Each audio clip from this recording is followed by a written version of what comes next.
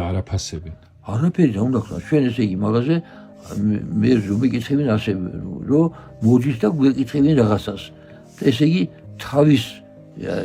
თავის აზრი უნდა მოგვახვიონ